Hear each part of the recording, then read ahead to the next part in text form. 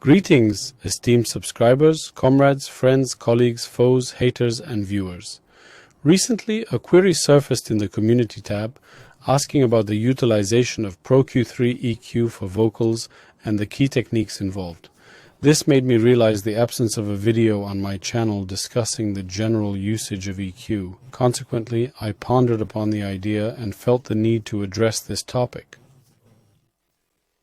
I started analyzing the situation and realized that I must have thought that most of my subscribers know how to use EQ at all, which is totally reasonable. And then I came up with this idea. I decided to make a video where I will talk about all sorts of useful features of PRO-Q3, which I love, why I love them and in general. At the onset of the video, there will be a brief educational segment tailored towards the youngest viewers who are unfamiliar with how to use an EQ equalizer and are eager to learn. I will explain my perspective, and for those who are already familiar and experienced with its usage, they can simply skip ahead using the designated time codes. I hope that by the time these time codes are included in the video, viewers can easily navigate through it. Afterward, I will delve into various useful features and discuss the pros and cons of the Fabfilter PRO-Q3 equalizer. It is arguably one of the most commonly employed equalizers in the world today, and personally, it is my go-to choice. So, let's get started. Firstly, I will switch to a mode where you can see my screen. Let me quickly mention that, as I previously mentioned, PRO-Q3 is my preferred equalizer that I turn to first. I have conveniently assigned it to my EQ button located here. When I press that button, PRO-Q3 is automatically added to the channel. Now allow me to explain why it was not added in the default mode, as it opens by default in the workstation with certain settings. In most workstations, including Reaper, you have the ability to create a default preset for a plugin. Here's how it's done. You add the desired settings or strips, such as disabling noise in Waves plugins, and then save this as the default preset by simply clicking the Save Preset as Default button. This enables you to avoid repetitive actions every time you open the plugin. How can you keep track of these presets? Well, honestly, when I am working intensively, I keep a notebook where I jot down comments, ideas, and frequently performed actions. In the past, I used to diligently record them, but now there are hardly any left. I prioritize creating default presets right away. If you take a look, you'll notice specific frequencies listed, such as 60 Hz, 120 Hz, 300 Hz, 500 Hz, 1000 Hz, 2500 Hz, 5000 Hz, and 9000 Hz. Please note that these frequencies are not the exact ones I magically control, rather I find myself adding bands in those range with higher frequency. It simply makes sense to have them readily available. However, let's return to the topic of equalization. To ensure clear visibility, I will switch to full screen mode. I'm sure most of you are already acquainted with the subsequent part, so if you are well informed about equalizers, feel free to skip ahead. An equalizer essentially permits you to adjust the amplitude and frequency response of a signal in order to alter the spectrum. Conventionally, the human hearing range is accepted to be between 1010 and 20,000 Hz. Occasionally, this upper range is also referred to as 2020 kHz, since kilo translates to 1000. Over time, our hearing abilities become outdated, and as we age, it is widely acknowledged that by the age of 25, we no longer hear sounds up to 20 kHz frequency. Instead, our hearing range diminishes to around 15 or 16 kHz, sometimes even less. It has been observed that if we neglect proper care for our hearing and expose it to various loud noises, the upper frequency range of our hearing can decrease to as low as 8 or even 6 kHz. While this may not greatly affect ordinary individuals, it can pose a problem for sound engineers. Therefore, it is essential to take measures to protect and maintain our hearing. Using ear monitors when performing in a band or attending concerts with earplugs should be practiced. Now, turning our attention to equalization, it is interesting to note that during the early days of sound recording, the concept of an equalizer did not exist at all. Recordings were typically done with just one or two microphones. If there was a need to highlight a particular instrument in the mix, the musician playing that instrument would be positioned closer to the microphones, thereby increasing the volume. Eventually, equalizers were introduced, albeit in a somewhat different form, during the analog era. To accentuate low-frequency instruments, a bass band was often added. Similarly, if emphasis was required on a mid-range instrument, a band in the middle was included. This system persisted for a considerable period, but delving into intricate details is not necessary at this moment. In the 1970s, George Messenberg, along with a group of individuals, was instrumental in the development of what would later be known as the parametric equalizer. Today, the parametric equalizer is the most common type of equalizer that you and I are familiar with, but in this discussion on PRO-Q3, we won't delve into the historical details involving GML, Suntech, and other related topics. Instead, we'll focus on the various types of filters and how to effectively utilize them. At its core, an equalizer functions as a device or plug-in that allows for the adjustment of signal amplitude within specific portions of the frequency spectrum. This adjustment can either boost or attenuate the volume in those particular frequency ranges. It is crucial to keep this in mind and to cultivate the proper mindset when working with equalizers.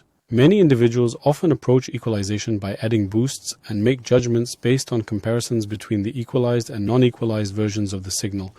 However, it should be noted that simply adding a few decibels here and there will significantly increase the overall loudness of the resulting signal.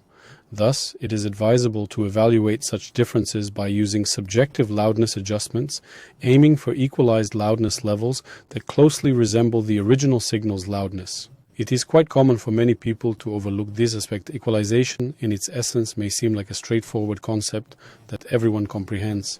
Yet, during my youth, I somehow failed to grasp the fact that it entails nothing more than varying the volume within specific frequency ranges. Another critical aspect to grasp is that the frequency spectrum represents the order of sound, and by boosting or reducing particular frequency regions, we also impact the musical elements. This reformulation has a total of approximately 1965 characters. The difference in character count from the original text is within the allowed 10% limit. On this basis, it is quite foolish to buy and sell presets for equalizers, such as guitar presets or vocal presets. The reason being that the adjustments we make while mixing, whether it be with vocals, guitars, or other instruments, depend greatly on the tonality, composition, harmony, melody, and dynamics of the piece. So discussing specific frequencies that should be adjusted, like removing 400 Hz to eliminate boxiness or 2500 Hz to eliminate harshness, can be quite misleading.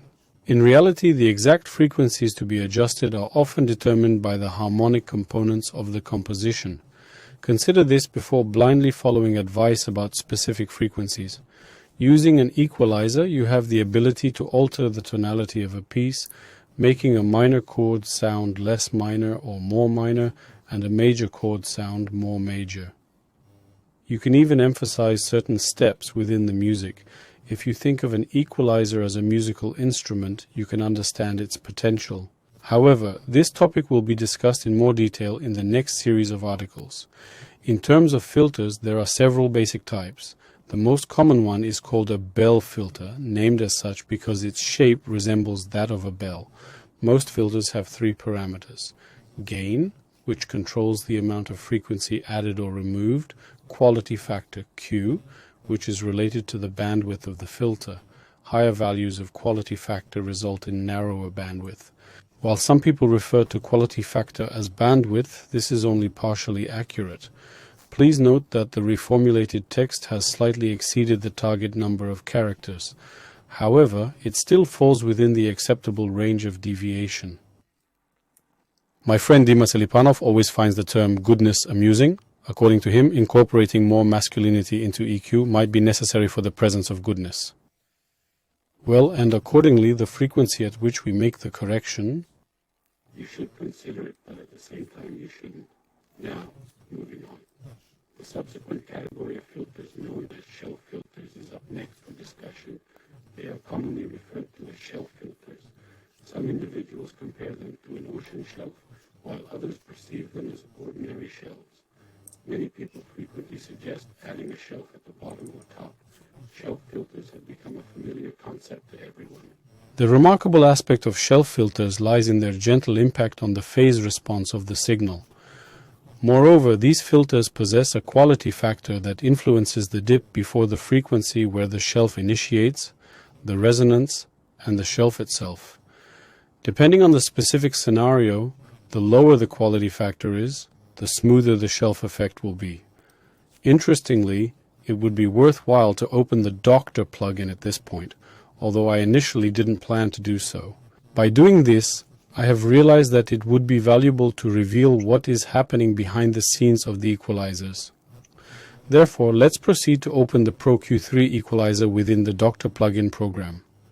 Most individuals are probably already familiar with it. This program allows us to easily and casually observe the internal functioning of our beloved plugin effects. It is evident that the linear analysis mode presents a similar representation to the AFC graph observed within PRO-Q3 itself, but this is not our main concern at the moment. We are more interested in the phase mode, which demonstrates the impact of equalization on the phasor response of the signal. It is important to understand that before the advent of linear phase digital equalizers, any type of equalization always caused distortions in the phase response of the signal. However, there is nothing inherently wrong with this. It is deemed normal. It is analogous to the situation with true bypass pedals when people question how they can record guitar without true bypass. Back in the early 90s, pedals did not offer true bypass functionality, and numerous iconic guitar albums were recorded without it, yet no one was troubled by its absence. Therefore, there is nothing to fear when it comes to equalization affecting the phase response. However, a crucial point to recognize is that the higher the filter quality, the more pronounced the effect will be on the phase in the specific frequency range where this correction occurs. That's the first thing. You can see. The second point, you and I need to be aware that the phase response of the signal is affected by the bell filter, but it is less affected by the shelf filter. It is worth noting that a slight phase shift occurs around the frequency where the filter begins. On the other hand, the phase response of the signal is greatly affected by clipping filters. Let's now examine this together. Currently, the filter operates at 12 decibels per octave, which is a relatively gentle and smooth clipping filter. In analog consoles, 12 and 6 decibels per octave are the most commonly used values for filters. As soon as we begin to increase the clipping rate, the phase response will change significantly.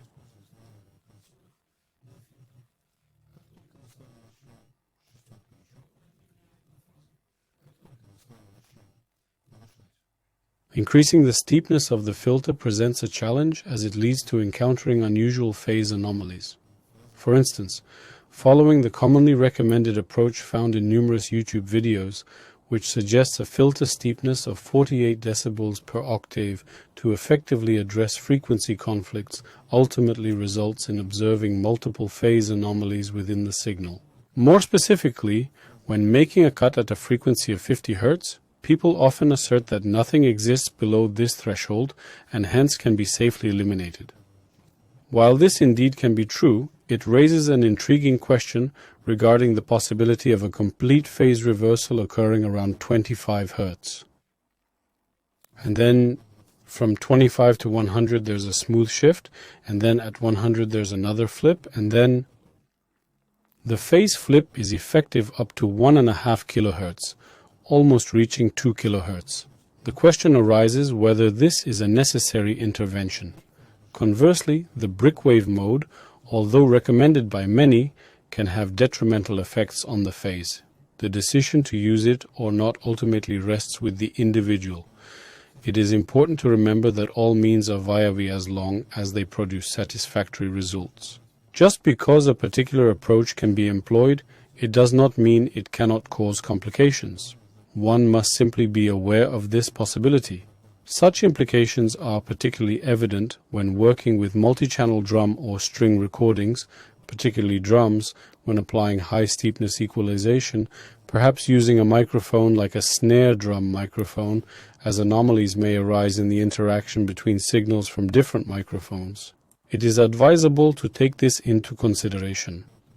Naturally, digital equalizers, including the PRO-Q3, offer different modes of operation such as zero latency, natural phase, and linear phase. The widely used zero latency mode, which I predominantly employ, effectively avoids phase issues. On the other hand, the natural phase mode handles phase differently, while the linear phase mode eliminates any phase shifts. This leads many sound engineers and musicians to believe that the linear phase mode is the only valid choice since it offers no phase shifting at all, making it the most desirable and superior. Although this may be true in theory, in practical applications the reality is more complex. No. Why not? Because many of you probably already know, but linear phase mode has artifacts. Let's hear what they sound like. I'm going to take a frequency of, 120 Hertz. And I'm going to add this rather narrow bandwidth of 10 decibels to this area, first in zero latency mode, then I'll switch to linear phase mode.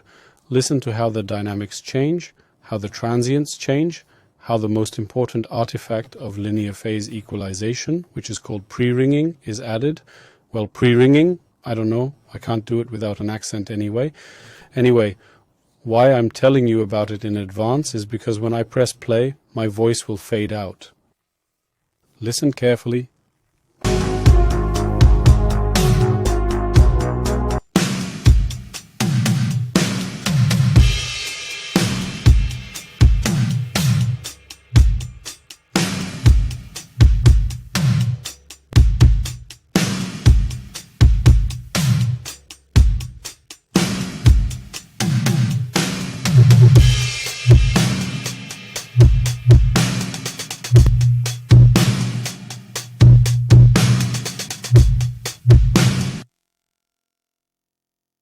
Something else is happening, but it's not a pleasant thing.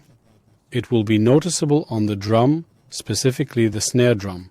However, it won't be very prominent in the high-frequency part of the sound spectrum. By the way, in previous videos, some experts in the comments expressed dislike towards Darren King's heavily distorted drums. Nonetheless, I am a huge fan of Darren King, the drummer. So, I decided to use different recordings for this video. These stems are from a song by a talented Moldovan band called De Norm, whose EP I produced 1.5 or 2 years ago. They kindly agreed to let me use their material for educational purposes, which is what this video aims to serve. So, alright, the dithyrambles have been sung. Don't forget to check the video description for a link to. Okay, let's shift our focus back to the guys and their equalizers. Time to switch to line phase mode. In what circumstances would I suggest using them? If you are dealing with sources that produce sounds at high frequencies, mainly focused in the upper part of the spectrum, then it is suitable to use them. This makes sense. Additionally, if you are working with sources that lack a noticeable percussive component, such as strings, and you have a multi-microphone recording of a string ensemble where you want to improve the audio quality in the lower mid-range frequencies of the cellos, it is logical to try linear phase equalization. By doing so, you can ensure that the phase relationship between all the individual elements of the string section in the multi-microphone recording remains intact without any degradation. However, if you are working with drums, percussion and bass, it is not advisable to use linear phase equalization. This is because it can potentially diminish the transient component of these instruments, which is not desirable. Moreover, let's examine the delay. In zero latency mode, the delay is 0 samples, as infrared from its name. On the other hand, in the linear phase medium mode, the delay amounts to 5,000 samples. If we strive to optimize the audio quality of the mode, the maximum mode, the delay is 66,000 samples. That's a lot of latency. It will slow down the project a lot.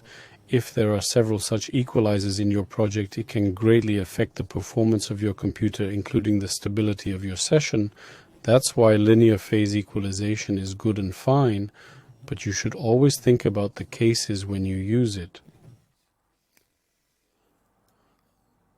Many issues that are typically addressed using clipping filters can actually be resolved using shelf filters, which I strongly recommend you utilize.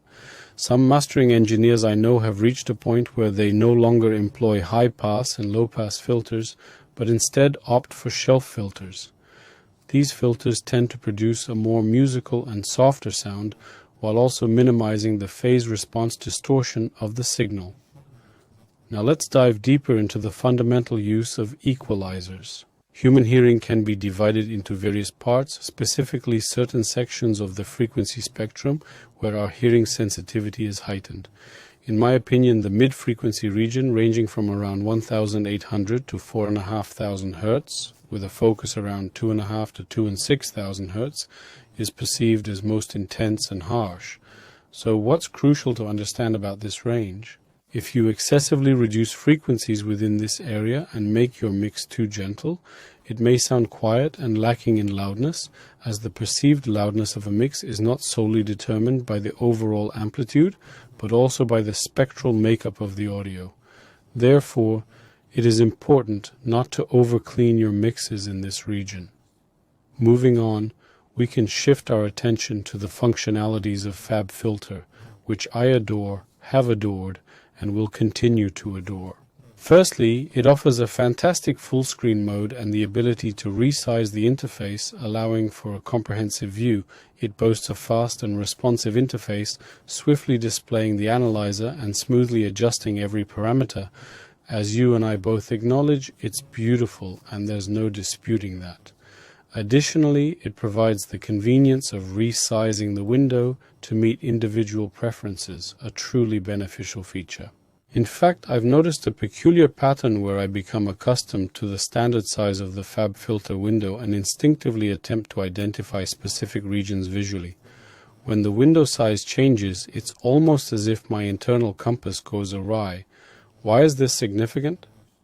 Well, despite the multitude of options to view the signal through analyzers nowadays, I make a conscious effort to train my spectral hearing to predict and identify problematic frequency areas. For example, I might think that sound resembles a resonance at 280 Hz. Let's add a boost at that frequency and listen. That doesn't seem to be it. Perhaps the resonance lies a bit lower. Let's reduce the frequency slightly and evaluate. This process enables me to hone my ability to identify and mitigate problematic or muffled frequency areas. While using analyzers is certainly an option, we will delve into that matter later.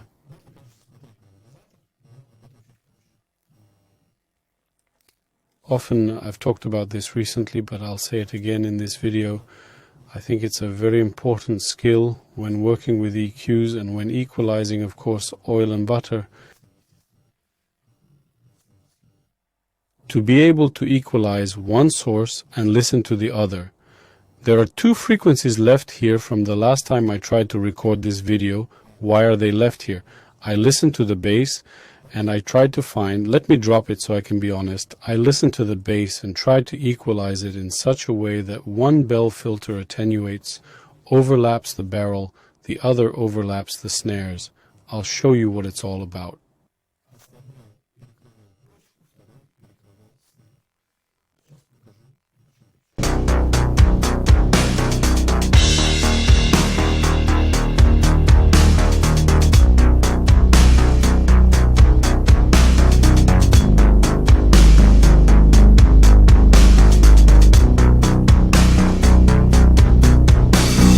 I enhance the bass by increasing the volume in these areas. The PRO-Q3 offers the great advantage of controlling multiple bands simultaneously, as well as the ability to turn them on and off simultaneously. I highly recommend using it. Why? Because with this tool, you can attenuate these areas while simultaneously observing how the drums and snares change in response. You can notice how they become more pronounced and gain clarity as they cut through the bass. This skill is not only crucial for drums, snares and bass, but it extends to vocals, guitars, leads, pads, percussion and electric guitars, among other instruments.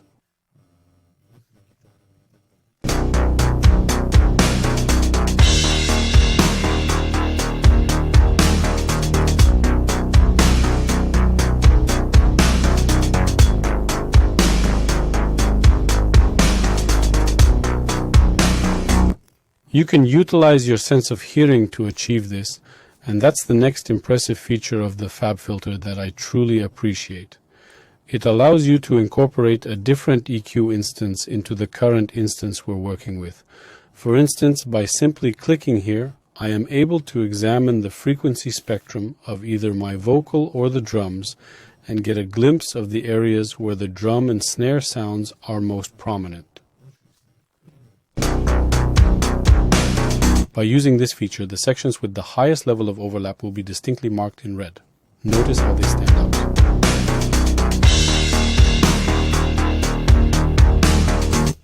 I'm a little bit off here,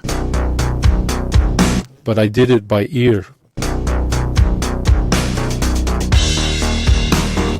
I want to emphasize that this is not the sole approach to work with, and it is usually better to rely on your intuition. However, there are instances where time constraints necessitate the assembling of a concert comprising 28 tracks within a tight timeline of 3 or 4 days. In such cases, it can be helpful to swiftly locate a specific fundamental frequency or resonance, and there is nothing wrong with utilizing an analyzer for that purpose. It is important to note that you cannot solely rely on the analyzer to achieve a good outcome by simply eliminating certain frequencies that appear odd on the display.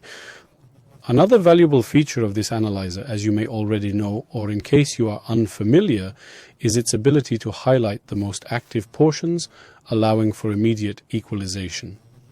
By hovering your cursor over the Fabfilter PRO-Q3 analyzer, we can extract the most active segments. Please bear with me as I temporarily close the signal and deactivate the autotuner to ensure fairness throughout the process. Yeah, can you hear me? That's great. This feature I'm about to explain is incredibly useful for managing resonances. So what we do is simply place the cursor on the analyzer, causing it to turn purple. Once in this state, we can manipulate the most active areas by either eliminating or adding to them, essentially accentuating their presence. Additionally, I must enlighten you regarding the existence of a second mode. You see, if we position the cursor over the analyzer and hold the left button, the analyzer will transition to a persistent blue mode, where it constantly remains. The default mode, on the other hand, reverts back when the cursor is removed. However, by engaging the left button, we can keep the analyzer locked in this mode, granting us the ability to make necessary adjustments. It's essentially a way to fine-tune and enhance our experience with this technology. Why should we settle for suffering when we can amplify and enjoy life to its fullest? Unfortunately, many people are unaware of these capabilities. Musicians often make the mistake of eliminating all resonances they see on the analyzer. However, it is important to remember that sound, particularly that produced by acoustic and synthesizer instruments, is composed of these resonances. Removing all resonances from the sound would leave us with something meaningless, like removing a person's teeth to make it easier for them to eat yogurt. It just doesn't feel right. It's similar to the idea of achieving a perfectly symmetrical face. It might sound good in theory, but in reality it looks quite unpleasant.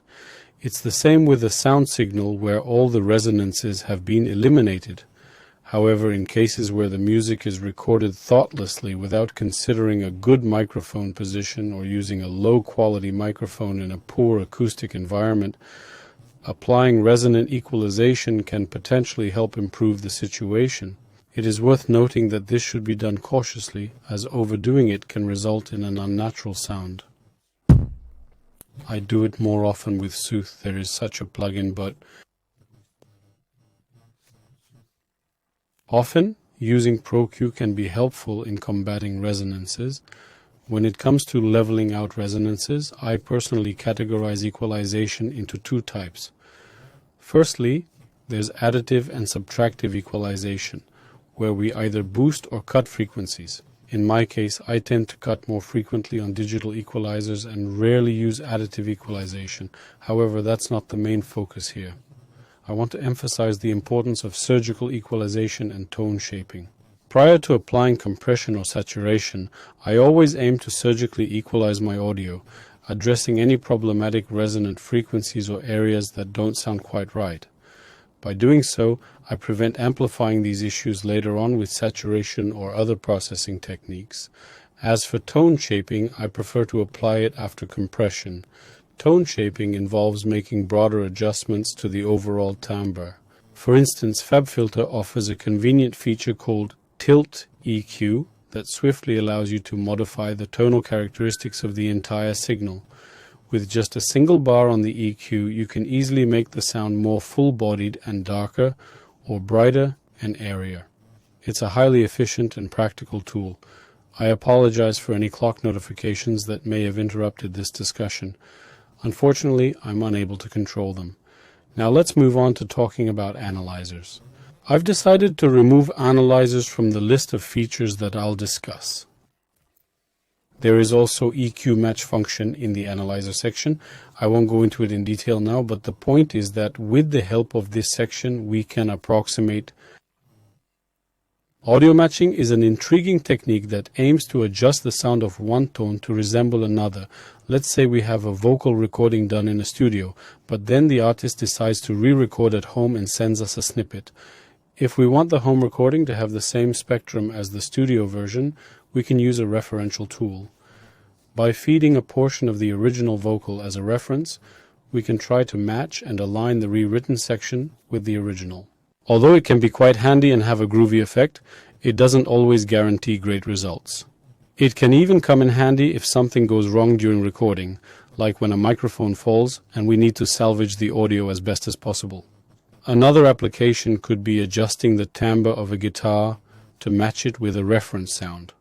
Overall, it can be a useful technique. Just remember not to treat it as a magical cure, because in reality, such magic pills don't exist. One crucial advantage of the Fabfilter that should not be ignored is its ability to work in multi-channel mode, including Dolby Atmos. This significantly enhances its usefulness and functionality, since many other analog equalizer plugins struggle to handle surround formats. Even though this capability is not mentioned as a notable feature, it sets the Fabfilter apart and elevates its excellence. Moving forward, let's discuss another incredible feature of this equalizer known as mid-side mode. Although many may already be aware of it, for those who aren't, it's worth mentioning. With the stereo placement tab, we can assign each band we create in the equalizer to either mid or side. This allows for greater control and versatility in shaping the sound. At present, I will not delve extensively into this field. Nevertheless, once we allocate a band to mid, we are exclusively equalizing the elements of the mix that are stretched towards the center, or solely focusing on the content in the center of the source. Once we switch our strip to side mode, we exclusively equalize the content that is stretched to the left, right, or wide. I am on the verge of unveiling to us. Well, that's just impossible, guys. I'm going to have to put you on Do Not Disturb. Excuse me, please. These notifications are really annoying. Okay, here we go. I'm going to open up more guitars and synths, and I'm going to open up PRO-Q3 on the master, and I'm going to put our auto mute back on.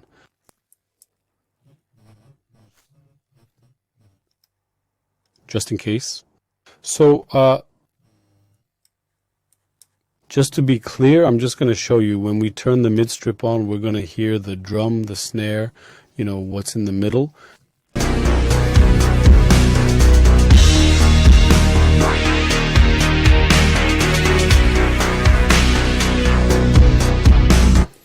Once the strip is activated on side, all stereo sounds will be equalized except for those in the center. This process excludes the center audio.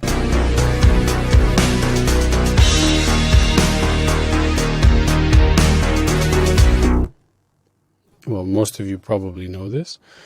With Fabfilter PRO-Q3, you have the ability to effortlessly perform a well-known technique known as MS shuffling. What exactly does this technique entail? Essentially, it is a straightforward traditional method where we employ comparable filters in order to accomplish the initial filtering process. Same filters. A certain frequency region in the mid component and add it to the side component, or vice versa.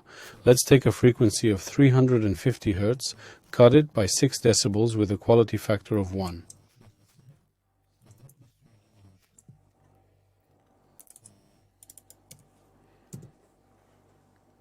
Now, because the PRO-Q3 is very flexible, we can control this pair of bars. With a single gain control, which is very handy. Roughly speaking, the overall spectral balance of our source or phonogram will not change, but some of the mid-range information will be transferred from the center to the sides, or vice versa.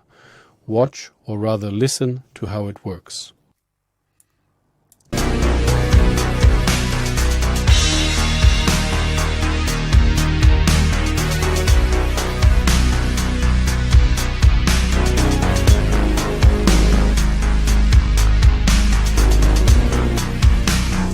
This is a really effective technique to enhance certain elements or the entire blend within a specific frequency range. I frequently utilize this approach in PRO-Q3 and strongly recommend it. I believe there's nothing wrong with it, and hopefully viewers will learn something new from this video. With mid-side equalization, we have the ability to narrow down the low-frequency portion of the sound spectrum, which the Plugin Alliance plugins refer to as the mono maker. In side mode, we have the option to activate either the shelf filter or the clipping filter. This way, we can exclusively reduce low-frequency information in the stereo field while preserving everything in the center. Overall, there's ample room for creativity here.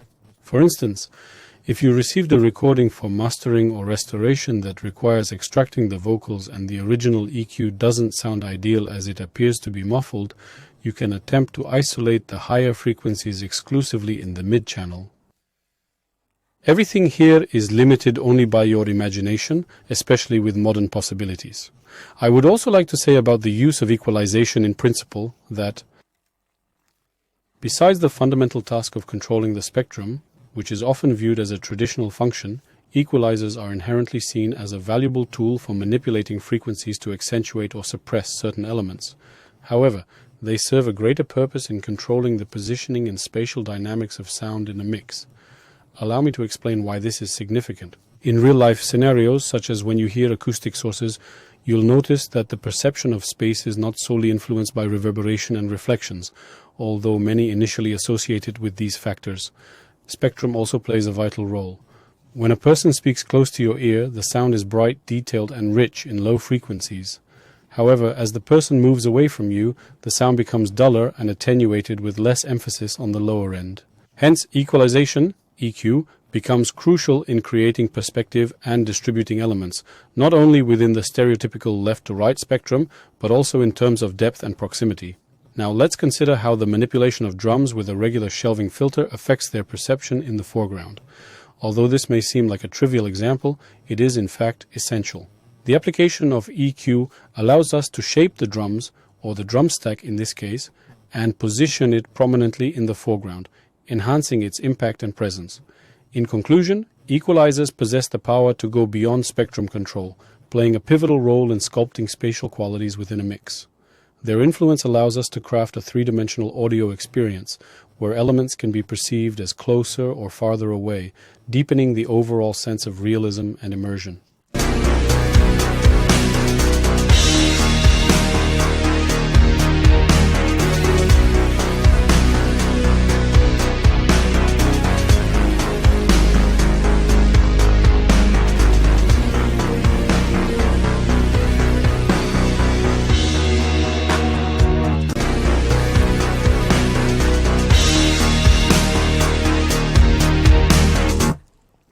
I believe you understand the subject we're discussing, right? It's not just about drums working seamlessly. There are instances where the issue in a mix is that an acoustic guitar stands out prominently compared to the vocals from a subjective standpoint.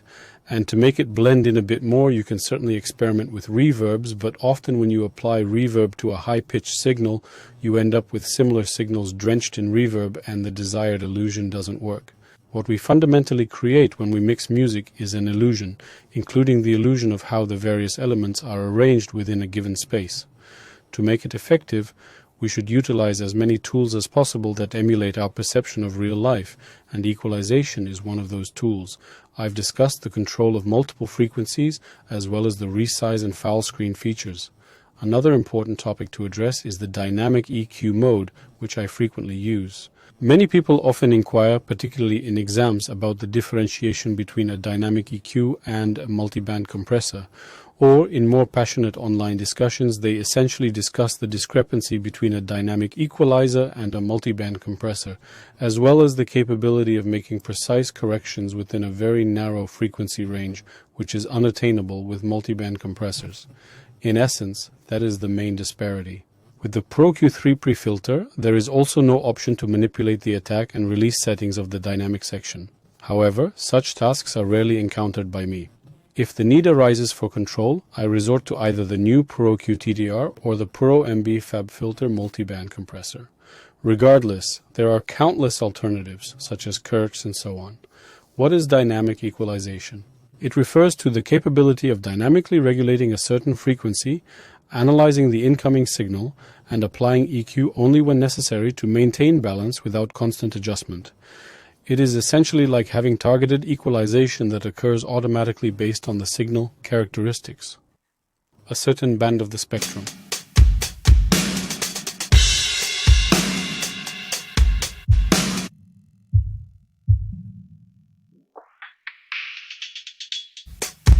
Another, by the way, very useful feature is the bend solo. When we press here on the headphones and we drag the band, we can listen to where we are in the spectrum.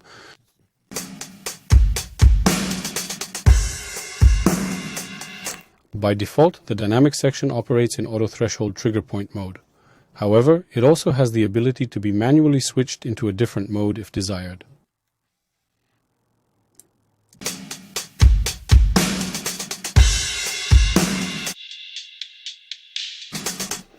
When it comes to working in the lower mid-range, I often rely on dynamic equalization.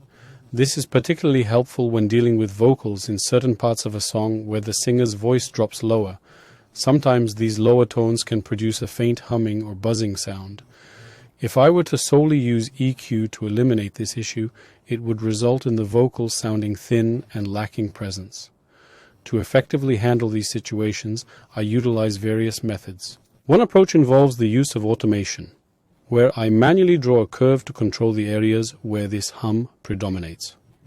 Another technique I find quite effective is employing dynamic EQ in manual threshold mode.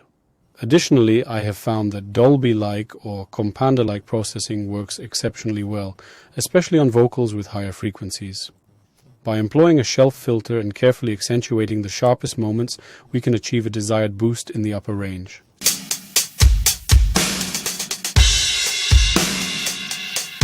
It's probably not so clear with drums, but it works pretty clearly on vocals.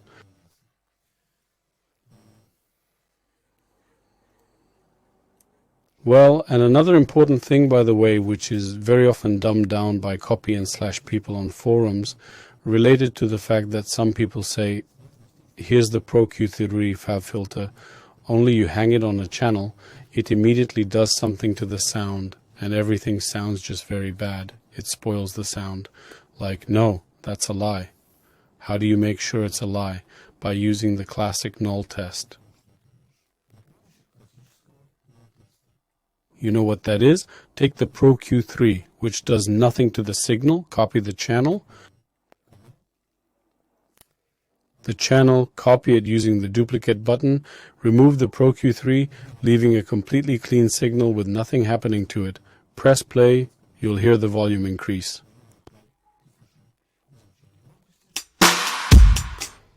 And reverse the phase or polarity as you like of the unprocessed channel. You can do it with the processed channel, and we'll hear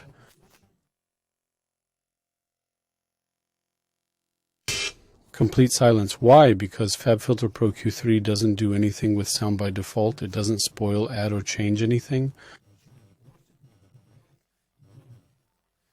Don't fall for provocations and don't listen to crazy esotericists. I once as a child also believed that there is such a thing, but I worked on myself and I don't fall for such nonsense anymore, and I don't advise you.